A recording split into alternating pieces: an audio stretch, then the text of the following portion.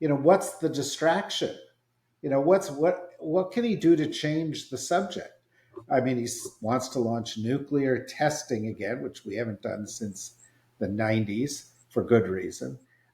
He said yesterday that he didn't make reference to the Insurrection Act by name, but he said there is an act, and if I use it, I could send anybody. I could send the Air Force into any American city that I wanted to. So I suppose that's possible. What do you think the next play is for Trump?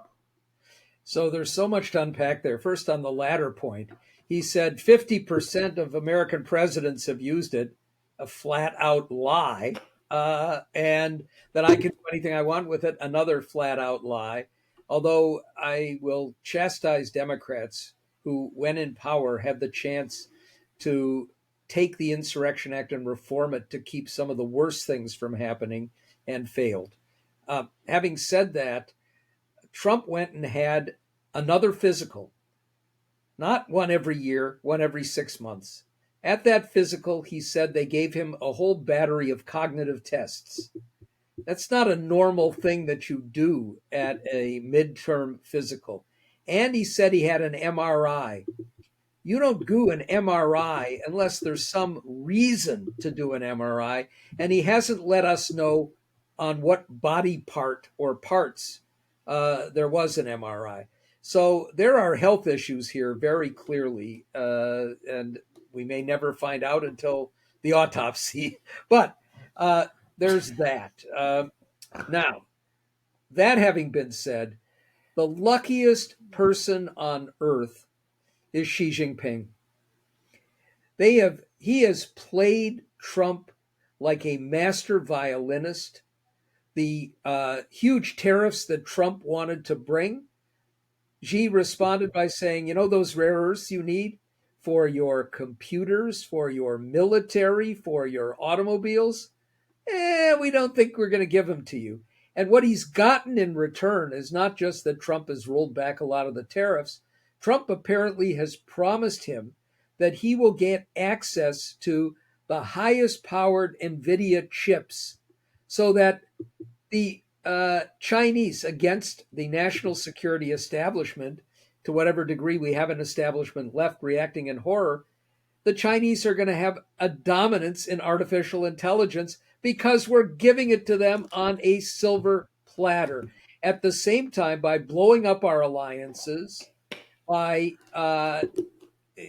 basically creating all kinds of issues with others in Asia, he has given Xi a present gold wrapped every single day. So we have that to go with. My guess is his distraction is killing more Venezuelan and Colombian fishermen before a full-scale invasion of Venezuela, so that he can win a Nobel Peace Prize. the Nobel Peace Prize for Maybe invading a Venezuela. Nobel War Prize, I think. Yeah, no, but I think that seems pretty likely right now. Yeah. You've got, I think it's 1/7 of America's naval assets off the coast of Venezuela. Yeah. Yeah, go Well, on. there's one other important point here, which is you may not have seen this, David, but I noticed today the admiral, the head of the Southern Command, who resigned Right. because he didn't like what was happening, his replacement is a Doge, I think, 28-year-old with no naval experience. So, they're bringing in somebody who will say, you want to blow him up? I don't care. Go right ahead. We're going to have some of our military who are going to be quite upset by this. But, I used to refer to them as DEI hires. Jamie Raskin has a better way to refer to them, DUI hires. Yeah, well, I think that's right. Actually, I think there. There was a Doge replacement for a Navy post that involved a Center for Naval Research. It was not this admiral's job, which is Yeah. still got to go to an admiral. And he was, however, completely incompetent. This 30-year-old who's been put into this job. But what we've got is this landscape, and it's in some ways it's getting worse and worse every day.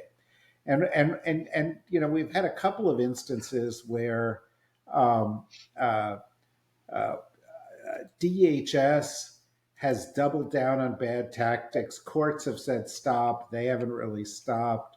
There was this thing that I found super creepy, kind of Blade Runner, that a bunch of DHS uh, uh, enforcement agents are carrying a camera that can take a picture and then it runs it against a database and it will tell them whether you are illegal or not. And even if you hold that, they have said, even if you hold up a birth certificate, if it doesn't jibe with their database, you're going to jail. Yeah. And this to me is, it's not, it's not your father's police state. This is next generation police state tactics, and we know that there are plenty of mistakes being made. Um, and yet, it's just like I don't know. People seem awfully like, well, what are you dressing for Halloween? It's like they're not. I don't know. Maybe you and I are just sensitive, and this Well, winds us up. But shouldn't it be winding other people up? I regularly refer to this as American Gestapo, but I'm actually underestimating them because the Gestapo actually had a pretty efficient bureaucracy. They weren't going around and arresting non Jews or non LBGT people. They knew exactly who to go after, and they, made sure they got the right people. We have so many instances now of uh, breaking down doors and going into the wrong houses, of going into houses where everybody is legal and terrorizing them, of shooting through the car windows of American citizens, of deporting Americans or deporting people illegally and against what judges have ruled. And it's much worse than the Gestapo in many ways.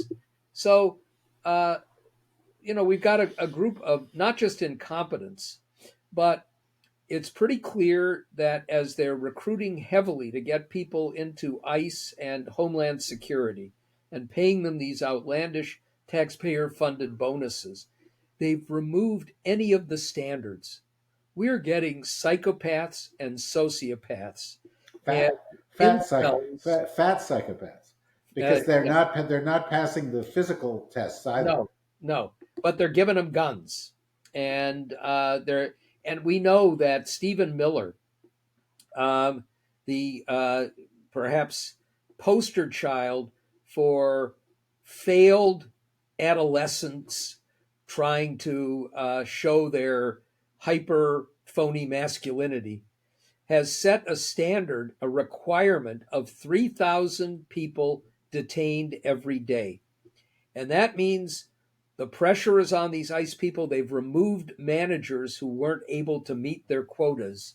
And it's pull in anybody if they look Hispanic. And we'll sort it out later, or we'll hold them for several days. If we let them go, we've still managed to meet the 3,000 a day quota. And the lives that they're destroying. And I've seen pictures now of these thugs pulling guns with live ammunition against kids playing in the street. These lives are going to be traumatized forever by what they're doing. And these people call themselves pro life. It is uh, beyond disgusting. They're pro death. Yeah, they are pro death, and I thought J.B. Pritzker, who gets a lot of points Yeah. every week, I give the guy credit every week. For example, he has a slush fund, a rainy day fund, and has said he's going to fund SNAP in Illinois Yeah. with it. And I should note, 22 states have filed a suit against the federal government Yeah. on this. But Pritzker wrote a note to Kristi Noem saying, could you call off your dogs for 3 days so little kids could go out and celebrate Halloween? And essentially, he was sort of baiting them into saying, "No, we're gonna spoil Halloween for the little kids." which Yeah. of course they will do. I was But talking to I somebody. have to say, I took some issue with him because when you say to Christy Noem, call off your dogs, she doesn't have any No, anymore. She no, yeah, got yeah.